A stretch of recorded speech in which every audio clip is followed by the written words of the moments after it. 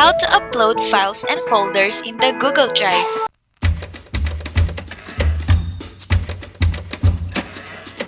Google Drive allows you to upload files from your computer and access them from anywhere. If you want to upload files in your Google Drive, all you need to do is open your Google Chrome browser and in the upper right corner, click on the 9-dot box, then click on the Google Drive icon. Now you are already directed in the Google Drive. To upload a file, all you need to do is click on the new button in the left side corner and click on File Upload.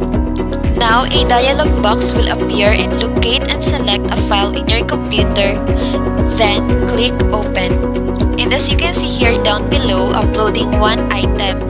Now if you can see that there is already a check marked here, then your file is already successfully uploaded. If you're looking for a faster method or another method, you can also click and drag files and folders right into the browser window to upload. All you need to do is click on Restore Down button and then locate on the file or folder that you want to upload. Then click and drag it into the browser window to upload. So again, your file is starting to upload and we will just wait for the check mark to appear. Okay, so it's already done. As you can see, the folder is already here in the Google Drive. So let's try to open it. Now here it is.